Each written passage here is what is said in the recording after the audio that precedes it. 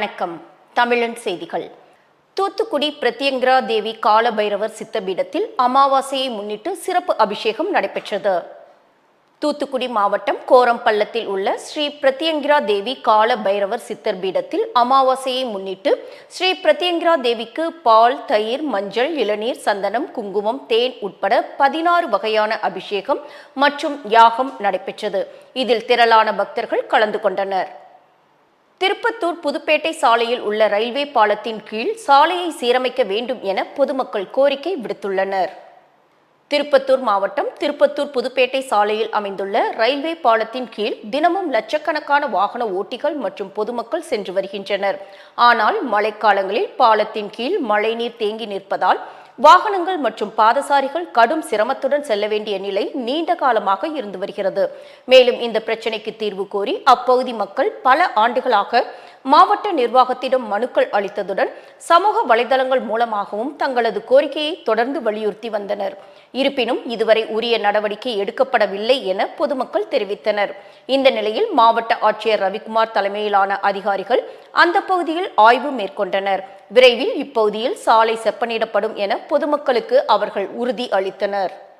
Kovai Amrita international institute of hotel management கல்லூரியின் புதிய மாணவர்களுக்கான வரவேற்பு விழா நடைபெற்றது. Kovai Amrita international institute of hotel management கல்லூரியில் புதிய கல்வி ஆண்டிற்கான மாணவர்கள் வரவேற்பு விழா கல்லூரி வளாகத்தில் நடைபெற்றது. 16 ஆண்டுகால கல்வி சேவையில் தடம் பதித்துள்ள இக்கல்லூரியின் இந்த பிரம்மாண்ட விழா புதிய மாணவர்களை வரவேற்கும் நிகழ்ச்சி நடைபெற்றது. இந்த விழாவில் ஹோட்டல் தொழில்துறை, காவல்துறை மற்றும் வங்கித்துறையை சேர்ந்த பல்வேறு முக்கிய பிரமுகர்கள் தலைமை விருந்தினர்களாக பங்கேற்று சிறப்பித்துள்ளனர். இந்த விழாவில் பங்கேற்ற சிறப்பு விருந்தினர்கள் புதியதாக கால்பதிக்கும் மாணவர்கள் தங்களது ஒழுக்கம், விடாமுயற்சி மற்றும் ஆர்வம் ஆகியவற்றின் மூலம் எவ்வாறு இத்துறையில் சாதிக்க வேண்டும் என்று தங்களின் அனுபவங்களை பகிர்ந்து அறிவுரை வழங்கினர். கோவையில் கல்லூரி விடுதியில் மாணவி ஒருவர் மர்மமான முறையில் உயிரிழந்த சம்பவம் குறித்து போலீசார் விசாரணை மேற்கொண்டு வருகின்றனர். நீலகிரி மாவட்டம் நஞ்சநாடு கோவில் தெருவை சேர்ந்தவர் ரகு. விவசாயியான இவரது மகள் மகாலட்சுமி கோவை விளாங்குறிச்சி பகுதியில் உள்ள தனியார் பொறியியல் கல்லூரியில் பிடெக் படித்து வந்தார். கல்லூரி விடுதியில் தங்கியிருந்த மகாலட்சுமியின் அறையின் கதவு நேற்று வெகுநேரம் ஆகியும் திறக்கவில்லை. சந்தேகம் அடைந்த சக மாணவிகள் ஜன்னல் வழியே பார்த்தனர். அங்கு மகாலட்சுமி உயிரிழந்த நிலையில் கிடந்துள்ளார். இது குறித்து தகவல் அறிந்த கோவிலம்பாளையம் போலீசார் சம்பவ இடத்திற்கு சென்று சடலத்தை கைப்பற்றி விசாரணை மேற்கொண்டு வருகின்றனர். திருப்பத்தூர் மாவட்டம் ஆத்தூர்குப்பம் ஊராட்சி ஏலரைப்பட்டி பகுதியில் 250க்கும் மேற்பட்ட குடும்பத்தினர் வசித்து வருகின்றனர். இப்பகுதியில் சுகாதார வளாகம் அமைக்கப்பட்டுள்ளது. கடந்த 20 ஆண்டுகளுக்கு முன்பு கட்டப்பட்ட சுகாதார வளாகத்தில் தண்ணீர் இணைப்பு இல்லாமல் பராமரிப்பின்றி இருப்பதால் பொதுமக்கள் யாரும் பயன்படுத்தாத நிலையில் இருந்தன. இந்நிலையில் கடந்த ஆண்டு பராமரிப்பு பணி என சமுதாய சுகாதார வளாகத்தை பராமரிப்பு செய்தனர். இருந்த போதிலும் இதில் வைக்கப்பட்டிருந்த டேங்குகள் தண்ணீர் இணைப்பு இல்லாமல் பூட்டப்பட்டு இருப்பதால் இப்பகுதி மக்கள் பொதுவெளியிலும் மற்றும் விவசாய நிலையங்களிலும் சென்று காலை கடனை கழித்து வருகின்றனர். இதனால் பள்ளி மாணவர்கள், முதியவர்கள் கடும் சிரமத்திற்கு ஆளாகின்றனர். இது குறித்து மாவட்ட நிர்வாகம் நடவடிக்கை எடுக்கப்பட வேண்டும் என அப்பகுதி மக்களின் கோரிக்கையாக உள்ளது. கோவையில் உள்ள ஸ்டடி வேர்ல்டு கலை மற்றும் அறிவியல் கல்லூரியில் புதிதாக சேர்ந்த இளங்கலை மாணவர்களுக்கான அறிமுக விழா நடைபெற்றது. கோவையில் பாரதியார் பல்கலைக்கழகத்துடன் இணைக்கப்பட்டுள்ள ஸ்டடி வேர்ல்டு கலை மற்றும் அறிவியல் கல்லூரியில் 2026-2029 கல்வியாண்டில் புதிதாக சேர்ந்த இளங்கலை மாணவர்களுக்கான அறிமுக விழா கல்லூரியில் நடைபெற்றது. இந்நிகழ்ச்சி கல்லூரி முதல்வர் முனைவர் MR ஜெயக்குமார் தலைமையில் நடைபெற்றது. இதன் சிறப்பு விருந்தினராக பங்கேற்ற பாதிரியார், பல்கலைக்கழக விரிவாக்கத்துறை, தொழில்நுட்ப வழிகாட்டுதல் மற்றும் மாணவர் நலத்துறையின் பேராசிரியரும் தலைவருமான டாக்டர் விமலா உயர்கல்வியின் முக்கியத்துவம், திறன் மேம்பாடு, தொழில் வாய்ப்புகள், தலைமைத்துவ பண்புகள் மற்றும் ஒழுக்க நெறிகள் குறித்து மாணவர்களுக்கு ஊக்கமளிக்கும் வகையில் உரையாற்றினார். கடலூர் மாவட்ட மாற்றுத்திறனாளிகள் பாதுகாப்பு மற்றும் நலசங்கம் சார்பில் மாவட்ட ஆட்சியரிடம் எங்களை கருணை கொலை செய்ய வேண்டி மனு அளிக்கப்பட்டது. கடலூர் மாவட்ட மாற்றுத்திறனாளிகள் பாதுகாப்பு மற்றும் நலசங்கம் சார்பில் 26 மாற்றுத்திறனாளிகளுக்கு இலவசமான பட்டா வழங்கப்பட்டது. அந்த இடத்தை இன்று வரை மாற்றுத்திறனாளிகளிடம் ஒப்படைக்கப்படவில்லை. தேர்வு செய்யப்பட்ட பயனாளிகளுக்கும் பெயர் விடுபட்ட மாற்றுத்திறனாளிகளுக்கும் மனைப்பட்டா வழங்க வேண்டி கோரிக்கை முன்வைத்து மாவட்ட ஆட்சியர் அருகே உள்ள சுடுகாட்டில் எங்களை கருணை கொலை செய்ய வேண்டும் என போராட்டத்தில் ஈடுபட்டனர். இதுகுறித்து மாவட்ட ஆட்சியர் மாற்றுத்திறனாளிகளோடு அரை மணி நேரம் பேச்சுவார்த்தை நடத்தினார். இதில் 90 நாட்களுக்குள் பட்டா கொடுக்கப்படும் என வருவாய் கோட்டாட்சியரின் சார்பில் உத்தரவாதம் கொடுக்கப்பட்டது. திமுக ஆட்சி காலத்தில் கொண்டுவரப்பட்ட திட்டங்கள் தடுக்க நினைத்தால் ஜோசப் விஜய் அச்சப்பட வேண்டிய சூழல் வரும் என முன்னாள் அமைச்சர் கோவி செழியன் எச்சரிக்கை விடுத்தார். கோவை தெற்கு மாவட்டம் பொள்ளாச்சியில் முத்தமிழ் அறிஞர் டாக்டர் கலைஞர் அவர்களின் 103வது பிறந்தநாள் விழா மற்றும் சட்டமன்ற தேர்தலில் பொள்ளாச்சி திமுக வேட்பாளர்களை வெற்றி பெற செய்த வாக்காளர்களுக்கு நன்றி அறிவிப்பு பொதுக்கூட்டம் நடைபெற்றது. இதில் முன்னாள் உயர்கல்வித்துறை அமைச்சர் கோவி செழியன் கலந்து கொண்டு சிறப்புரையாற்றினார். அப்போது பேசிய அவர், நடிகர் விஜய் முதலமைச்சராக பொறுப்பேற்றாலும் மு.க.ஸ்டாலின் ஆட்சி காலத்தில் கொண்டு வந்த மகளிர் உரிமை தொகை, மகளிர் விடியல் பயணம், நான் முதல்வர் திட்டம் இப்படி பல்வேறு திட்டங்களை தடுக்கலாம் என்று திட்டமிட்டால் மக்கள் அச்சப்படுவார்கள், கோபப்படுவார்கள், போராடுவார்கள் என எச்சரிக்கை விடுத்தார். தேர்தல் கடனை வட்டி முதலுமாக செலுத்த திமுகவினர் காத்துக் கொண்டிருப்பதாகவும், இனிவரும் தேர்தலில் அனைத்து இடங்களிலும் திராவிட முன்னேற்றக் கழகம் வெற்றி பெறும் எனவும் அவர் நம்பிக்கை தெரிவித்தார். பெருந்தலைவர் காமராஜர் 124வது பிறந்த நாளை முன்னிட்டு மயிலாடுதுறையில் அவரது திருவுருவ சிலைக்கு மாயூரம் தமிழ் சங்கம் உள்ளிட்ட பல்வேறு அமைப்பினர் மாலை அணிவித்து மரியாதை செலுத்தினர். தமிழக முன்னாள் முதலமைச்சர் பெருந்தலைவர் காமராஜர் அவர்களின் 124வது பிறந்தநாள் விழா இன்று கடைபிடிக்கப்படுகிறது. இதனை முன்னிட்டு மயிலாடுதுறை பாசிக்கடை தெருவில் அமைந்துள்ள அன்னாரது திருவுருவ சிலைக்கு மாயூரம் தமிழ் சங்கம் சார்பில் மாலை அணிவித்து மரியாதை செலுத்தப்பட்டது.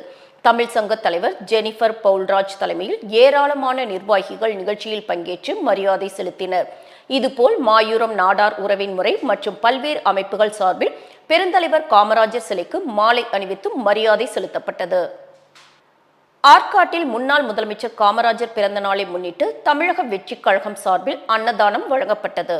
பெருந்தலைவர் காமராஜரின் 124வது பிறந்த நாளை முன்னிட்டு ராணிப்பேட்டை மாவட்டம் ஆற்காடு பேருந்து நிலையத்தில் அமைந்துள்ள காமராஜர் சிலைக்கு தமிழ்நாடு வெற்றிக் கழகம் சார்பில் மாலை அணிவித்து மரியாதை செலுத்தப்பட்டது.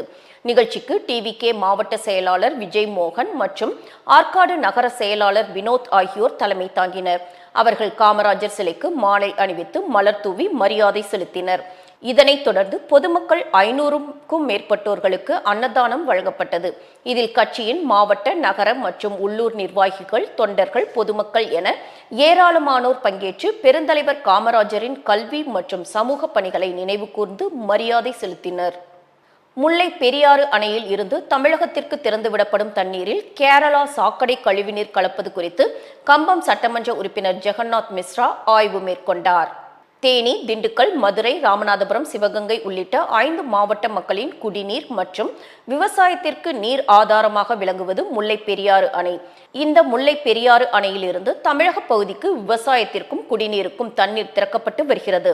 இந்த தண்ணீர் திறப்பதற்காக முல்லை பெரியாறு அணையில் இருந்து சுரங்க வாய்க்கால் அமைக்கப்பட்டு கேரள மாநிலம் தேக்கடி பகுதியில் ஷட்டர் மூலமாக இந்த தண்ணீர் திறப்பு நடைபெற்று வருகிறது. இந்நிலையில் தமிழக கேரள எல்லைப் பகுதியில் அமைந்துள்ள கேரள மாநிலம் குமிளி, அட்டைப்பள்ளம், ஒன்றாம் மையில் போன்ற பல்வேறு பகுதிகளில் உள்ள குடியிருப்புகள், தங்கும் விடுதிகள், உணவகங்கள் உள்ளிட்டவற்றிலிருந்து வெளியேறும் கழிவுநீர் ஆனது தேக்கடி பகுதியில் தமிழகத்திற்கு குடிநீருக்கும் விவசாயத்திற்கும் திறக்கப்படும் தண்ணீர் வரும் சுரங்க வாய்க்கால் பகுதியில் பல ஆண்டுகளாக கலந்து வருகிறது. இதனை தடுக்கும் விதமாகவும் மாற்று ஏற்பாடுகள் செய்வது குறித்து இன்று கம்பம் சட்டமன்ற உறுப்பினர் ஜெகநாத் மிஸ்ரா அந்த பகுதிக்கு நேரில் சென்று ஆய்வு செய்தார். பின்னர் செய்தியாளர்களை சந்தித்த அவர், இது தொடர்பாக கேரளா அரசு கவனத்தில் இந்த விஷயத்தை எடுத்து உடனடியாக நடவடிக்கை எடுப்பதாக உறுதியளித்தார். வடபழனி சிம்ஸ் மருத்துவமனையில் 84 வயது முதியவருக்கு எண்டோஸ்கோபிக் சிகிச்சை வெற்றிகரமாக செய்து முடிக்கப்பட்டது. சென்னை வடபழனி சிம்ஸ் மருத்துவமனை பல்வேறு நிலைகளில் முதுகெலும்பு, நரம்பு சுருக்கம் மற்றும் சிதைகின்ற முதுகெலும்பு பக்கவிளைவால் நடக்க முடியாமல் கடும் சிரமத்தை எதிர்கொண்ட 84 வயது முதியவருக்கு வழக்கமான திறந்தநிலை முதுகுத்தண்டு அறுவை சிகிச்சையை தவிர்த்து ஒரே ஒரு சிறிய துளை வழியே செய்யப்படும் நவீன எண்டோஸ்கோபிக் அறுவை சிகிச்சையை செய்து மருத்துவமனை நிபுணர்கள் குணமளித்திருக்கின்றனர். வெறும் 8 மில்லிமீட்டர் அளவிலான சிறிய துளை மூலம் மேற்கொள்ளப்பட்ட இந்த அதிநவீன யூனிபோர்ட்டல் எண்டோஸ்கோபிக் சிகிச்சை முதியவரின் தண்டுவட நரம்பு அழுத்தத்தை முழுமையாக நீக்கி அவரை மீண்டும் தன் சொந்த கால்களில் நடக்க வைத்துள்ளது. மேலும் அவர் ஏற்கனவே பைபாஸ் அறுவை சிகிச்சை செய்து கொண்டவர் என்பதோடு அவரது இதயத்தில் நிரந்தர பேஸ் மேக்கர் பொருத்தப்பட்டிருந்தது. இந்த அம்சங்கள் அறுவை சிகிச்சை மற்றும் மயக்க மருந்து அளிப்பதில் பெரும் ஆபத்துகளை ஏற்படுத்தக்கூடியவை என்பதால் நோயாளியின் பாதுகாப்பை உறுதி செய்யவும் நரம்பு அழுத்தத்தை வெற்றிகரமாக சரி செய்யவும் பல்துறை மருத்துவ நிபுணர்களின் நுணுக்கமான திட்டமிடலும் அறுவை சிகிச்சையின் போது அவர்களுக்கு இடையேயான ஒருங்கிணைந்த செயல்பாடும் அவசியமாக இருந்தது. இந்த சாதனை சிகிச்சையை சிம்ஸ் மருத்துவமனையின் எலும்பியல் மற்றும் தண்டுவட சிகிச்சை நிபுணர்களான doctor G Venkatesh Kumar, doctor Vignesh Jayabalan மற்றும் இதய நோய் நிபுணர் ஆகியோர் அடங்கிய மருத்துவ குழுவினர் வெற்றிகரமாக நிகழ்த்தியிருக்கின்றனர்.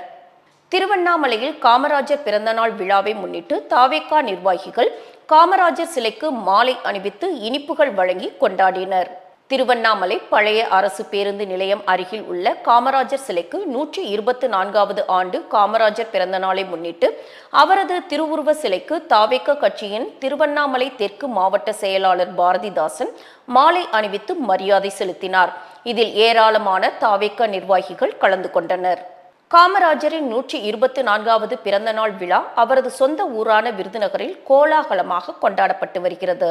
பெருந்தலைவர் காமராஜரின் பிறந்த நாளான ஜூலை 15ஆம் நாளை கல்வி வளர்ச்சி நாளாக திமுக ஆட்சியின் போது 24/5/2006 அன்று அறிவித்து ஆணை வெளியிடப்பட்டு பின்னர் சட்டமாக்கப்பட்டது. அது முதல் காமராஜர் பிறந்தநாள் விழா தமிழகம் முழுவதும் கல்வி வளர்ச்சி நாளாக கொண்டாடப்பட்டு வருகிறது. காமராஜரின் சொந்த ஊரான விருதுநகரில் சுலோச்சன் தெருவில் உள்ள காமராஜர் நினைவு இல்லத்தில் அவரது திருவுருவ சிலைக்கு விருதுநகர் மாவட்ட ஆட்சியர் சுகபுத்ரா, மாவட்ட காவல் கண்காணிப்பாளர் கௌதம் கோயல் ஆகியோர் மாலை அணிவித்து மரியாதை செலுத்தினர். தொடர்ந்து விருதுநகர் வணிக பிரமுகர்கள், நகர் பிரமுகர்கள், பொதுமக்கள் ஆகியோர் மாலை அணிவித்து மரியாதை செலுத்தி வருகின்றனர். விருதுநகர் மதுரை சாலையில் உள்ள காமராஜர் மணிமண்டபத்தில் உள்ள அவரது சிலைக்கு சமூக நலன் மற்றும் மகளிர் உரிமைத்துறை அமைச்சர் ஜெகதீஸ்வரி மாலை அணிவித்து மரியாதை செலுத்தினார். வாணியம்பாடி அருகே 75 ஆண்டுகளாக மின்சாரம் இல்லாமல் கிராம மக்கள் தவித்து வருகின்றனர். திருப்பத்தூர் மாவட்டம் வாணியம்பாடி சட்டமன்ற தொகுதிக்குட்பட்ட ஆண்டியப்பனூர் ஊராட்சியில் உள்ள ஜவ்வாது மலைத்தொடரின் அடிவாரத்தில் அமைந்துள்ளது ஐயங்கொல்லை மலை கிராமம். இந்த மலை கிராமத்தில் 20க்கும் மேற்பட்ட குடும்பங்கள் சேர்ந்து 50க்கும் மேற்பட்டோர் வசித்து வருகின்றனர். ஜவ்வாது மலைப்பகுதியில் இவர்களது மூதாதையர்கள் வசித்து வந்த நிலையில் இவர்கள் ஆண்டியப்பனூர் ஊராட்சிக்குட்பட்ட இந்த ஐயங்கொல்லை மலைப்பகுதியிற்கு வந்து சுமார் 75 ஆண்டு காலத்திற்கு முன்பாக 25 ஏக்கர் மேலாக நிலங்களை வாங்கி இங்கு விவசாயம் செய்து வருகின்றனர். இந்த பகுதியில் தீ விபத்து ஏற்பட்டதால் வீடுகள் முற்றிலும் எரிந்து சேதம் அடைந்த நிலையில் கடந்த 2005-2006ஆம் ஆண்டில் இந்திரா குடியிருப்பு திட்டத்தின் கீழ் 10க்கும் மேற்பட்ட வீடுகள் கட்டித்தந்தும் அதற்கு மின்சாரம் வழங்கப்படவில்லை என வேதனை தெரிவிக்கின்றனர். ஊரக வளர்ச்சித்துறை சார்பில் சில ஆண்டுகளுக்கு முன்பாக சோலார் மின்விளக்குகளை பொருத்தி உள்ளனர். அந்த சோலார் மின்விளக்கும் தற்போது பழுதடைந்து உள்ளதால் மின்சாரமே இல்லாமல் வாழ்ந்து வரும் நிலையில் மேலும் ரேஷன் பொருட்கள் வாங்க 15 கிலோமீட்டர் தூரம் மலைப்பகுதியிலேயே நடந்து சென்று ரேஷன் பொருட்கள் வாங்குவதாகவும் வேதனை தெரிவிக்கின்றனர். பொள்ளாச்சியில் ஹெல்மெட் அணியாமல் வந்த பொதுமக்களுக்கு போக்குவரத்து காவல் ஆய்வாளர் அறிவுரை வழங்கி அனுப்பி வைத்தார். கோவை மாவட்டம் கண்காணிப்பாளர் பவன்குமார் ரெட்டி உத்தரவின் பேரில் மாவட்டம் முழுவதும் சீட் பெல்ட், ஹெல்மெட் அணியாமல் 2 சக்கர 4 சக்கரத்தில் வரும் பொதுமக்கள் காவல்துறை சார்பில் விழிப்புணர்வு ஏற்படுத்தி வருகின்றனர். இந்நிலையில் பொள்ளாச்சி காந்தி சிலை பகுதியில் 2 சக்கரத்தில் வந்த பொதுமக்களுக்கு போக்குவரத்து காவல்துறை ஆய்வாளர் சஜினி விழிப்புணர்வு ஏற்படுத்தினார். தாங்கள் குடும்பத்தின் பாதுகாப்பு கருதி ஹெல்மெட் அணிய வேண்டும், 2 சக்கர வாகனத்தில் வேகமாக செல்லக்கூடாது, போக்குவரத்து விதிமுறைகளை கடைபிடிக்க வேண்டும், நீதிமன்ற உத்தரவு உள்ளதால் ஹெல்மெட் அணியாமல் வந்தால் ரூபாய் 10,000 நீதிமன்றத்தில் கட்ட வேண்டும், மீறும் பட்சத்தில் நீதிமன்ற உத்தரவுப்படி வாகனங்கள் பறிமுதல் செய்யப்படும் எனவும், கால் டாக்ஸி ஓட்டுநர்கள் கட்டாயமாக சீட் பெல்ட் அணிய வேண்டும், செல்போன் அழைப்பு வந்தால் கார் ஓரமாக நிறுத்தி பேசிவிட்டு செல்ல வேண்டும் என விழிப்புணர்வு ஏற்படுத்தினர்.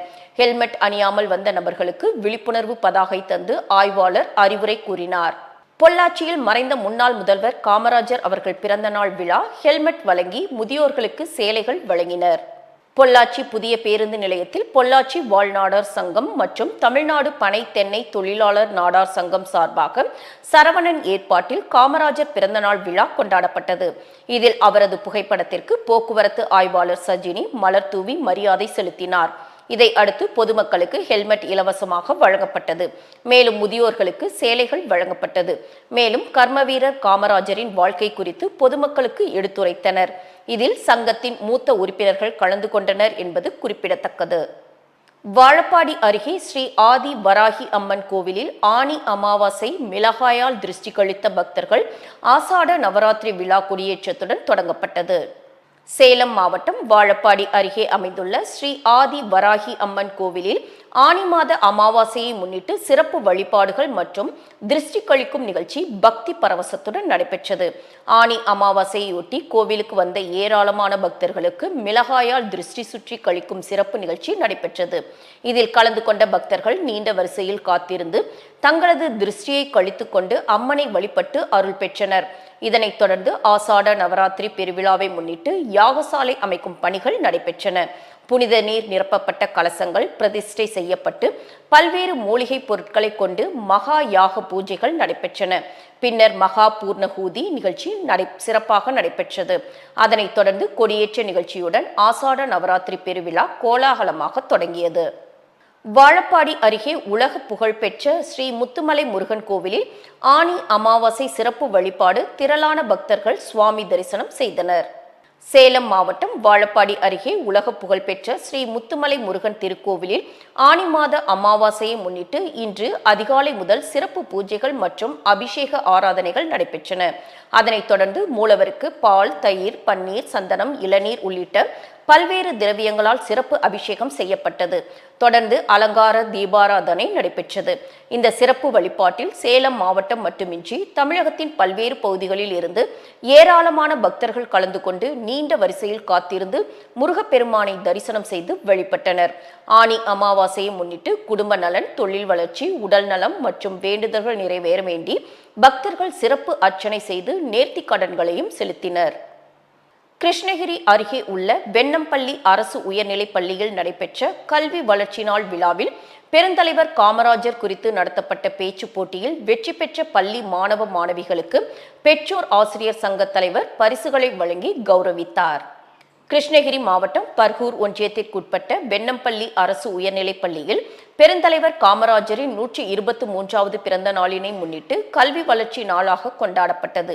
பள்ளியின் தலைமை ஆசிரியர் பன்னீர்செல்வம் தலைமையில் நடைபெற்ற இந்த விழாவிற்கு பள்ளியின் பெற்றோர் ஆசிரியர் சங்கத்தின் தலைவர் PC சேகர் கலந்து கொண்டு கல்விக்கண் திறந்த காமராஜரின் திருவுருவப் படத்திற்கு மாலை அணிவித்து மரியாதை செலுத்தினார். இதனைத் தொடர்ந்து பள்ளி மாணவ மாணவிகளுக்கு இடையே காமராஜர் வாழ்க்கை குறித்த பேச்சு போட்டி, கட்டுரை போட்டி, ஓவிய போட்டி என பல்வேறு போட்டிகள் நடத்தப்பட்டது. இப்போட்டிகளில் வெற்றி பெற்ற மாணவ மாணவிகளுக்கு பரிசுகளை பள்ளியின் பெற்றோர் ஆசிரியர் சங்கத்தின் தலைவர் PC சேகர் வழங்கி பாராட்டு தெரிவித்தார்.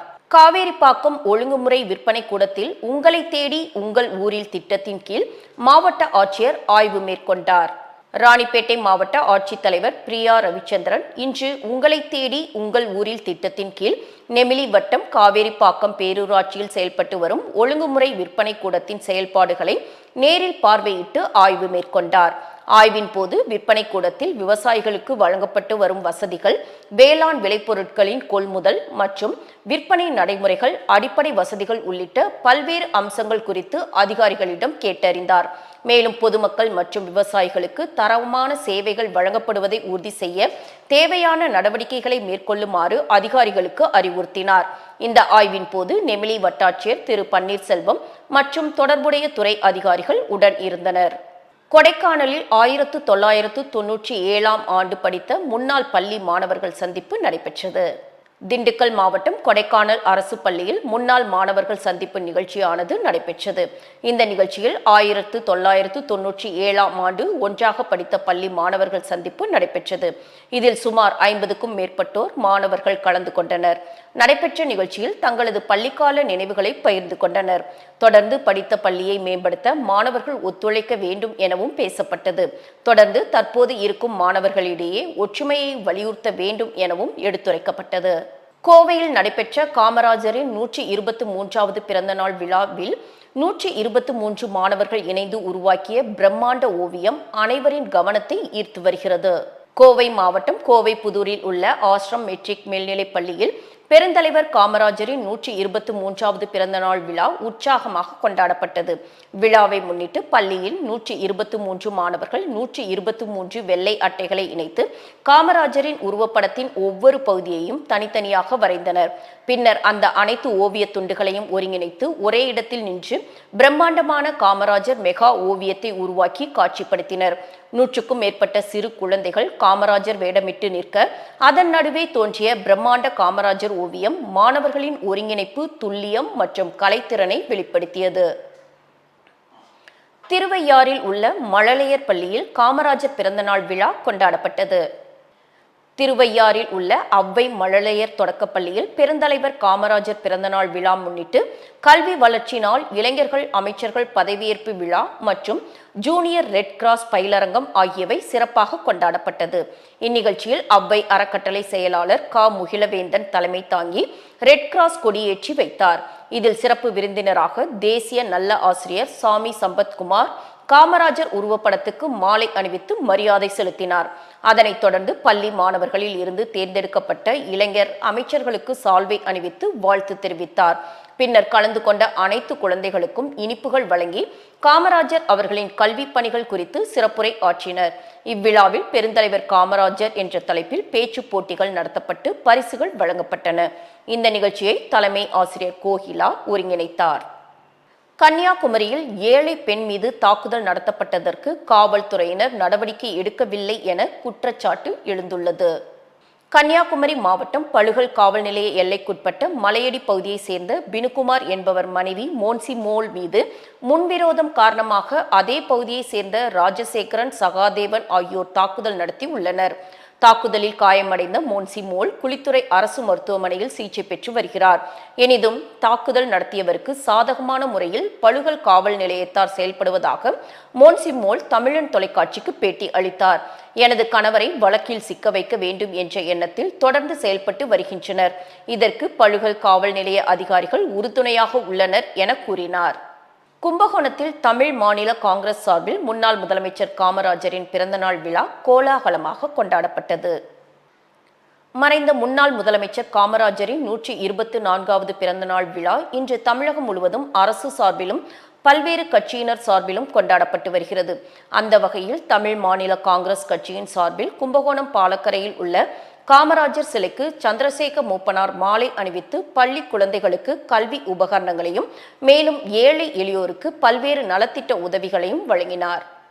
பூண்டி புஷ்பம் கல்லூரியில் காமராஜர் 124வது பிறந்த நாள் சிறப்பு மாநில அளவிலான கருத்தரங்கம் நடைபெற்றது.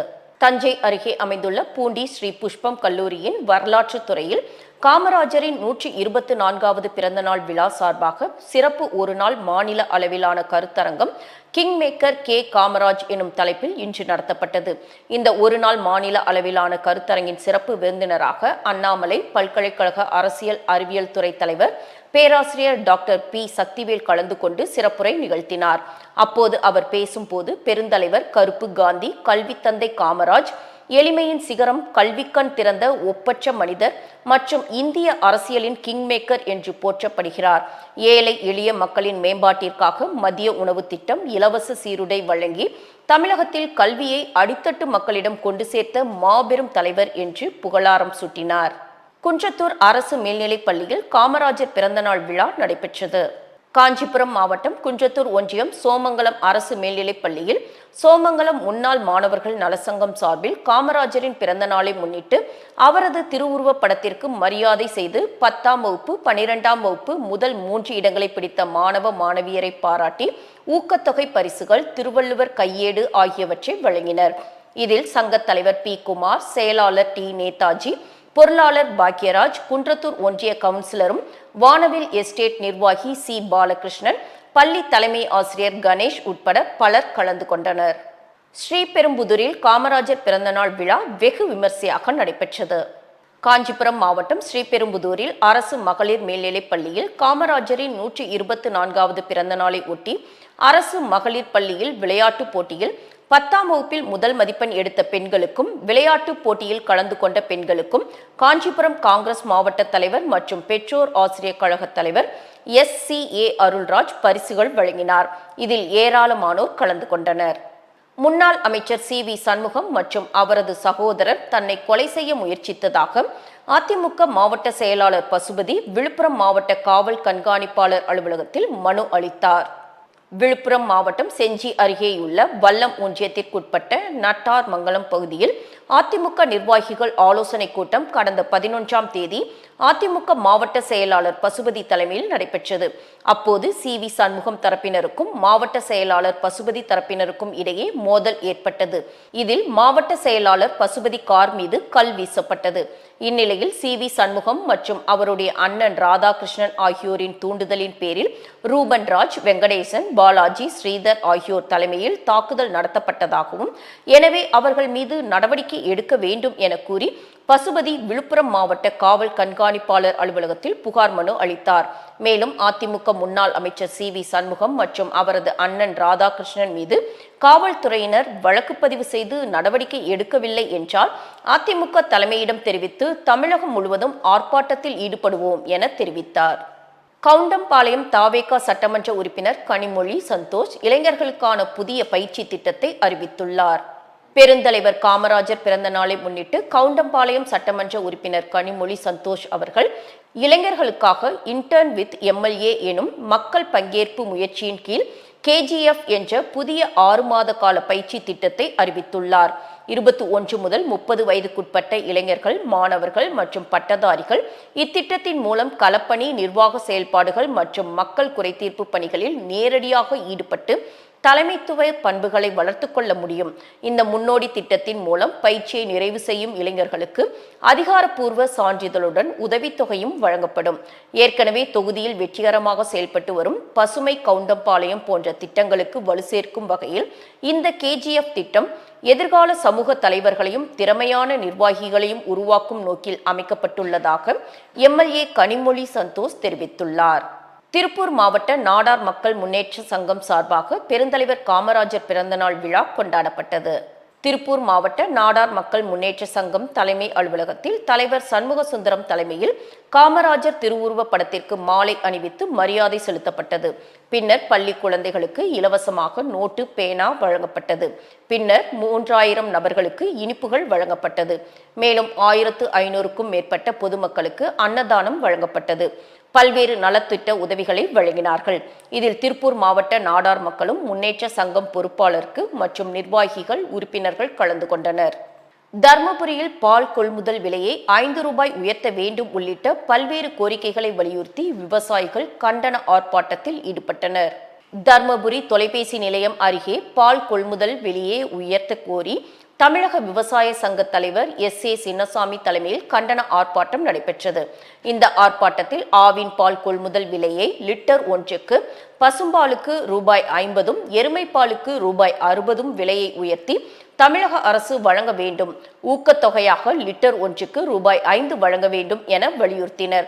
மேலும் வருகின்ற சட்டமன்ற கூட்டத்தொடரில் பால் கொள்முதல் விலையை உயர்த்தவில்லை என்றால் தமிழ்நாடு முழுவதும் உள்ள விவசாயிகளை ஒன்றிணைத்து மாபெரும் சிறை நிரப்பு போராட்டம் நடத்தப்படும் என மாநில தலைவர் SA சின்னசாமி தெரிவித்தார். இந்த போராட்டத்தில் பால் கேன்களுடன் 100க்கும் மேற்பட்ட விவசாயிகள் கலந்து கொண்டு முழக்கமிட்டனர்.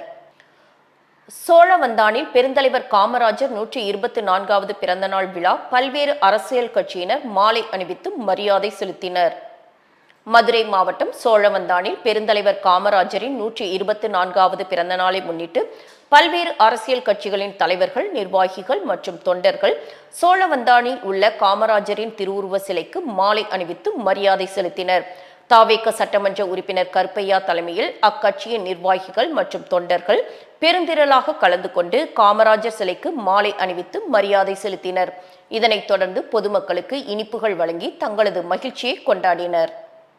ஆற்காடு அடுத்த ரத்னகிரி பாலமுருகன் கோயிலில் ஆடி கிருத்திகை விழா தொடர்பான ஆலோசனை கூட்டம் கோட்டாட்சியர் ராஜி தலைமையில் நடைபெற்றது. ராணிப்பேட்டை மாவட்டம் ஆற்காடு அடுத்த கீழ் மின்னலையொட்டியுள்ள மலையில் அமைந்துள்ள வள்ளி தெய்வானை சமேத பாலமுருகன் கோயில் மிகவும் பிரசித்தி பெற்ற தலமாகும். இந்த கோவிலில் ஆடி கிருத்திகை விழா வரும் 5, 6 ஆகிய தினங்களில் நடத்தப்பட உள்ளது. அவ்விரு நாட்களிலும் சுவாமியை தரிசிக்க பக்தர்கள் பெருமளவில் ரத்னகிரி கோயிலில் திரள்வர். இந்நிலையில் ஆடி கிருத்திகை விழா சிறப்பாக நடத்துவது மற்றும் முன்னெச்சரிக்கை நடவடிக்கைகள் குறித்த ஆலோசனை கூட்டம் அக்கோயில் வளாகத்தில் நேற்று நடந்தது. கூட்டத்திற்கு அறங்காவல் தலைவர் பாலமுருகன் அடிமை சுவாமிகள் தலைமை தாங்கினார். கூட்டத்தில் ஆற்காடு PTO ரவிச்சந்திரன், கீழ்மின்னல் பஞ்சாயத்து தலைவர் உட்பட பணக்காரர்கள் கலந்து கொண்டனர். இத்துடன் செய்திகள் நிறைவடைகின்றன. மீண்டும் செய்திகள் 8:30 மணிக்கு. தொடர்ந்து பல்வேறு நிகழ்ச்சிகளை காண தமிழன் தொலைக்காட்சியுடன் இணைந்திருங்கள். வணக்கம்.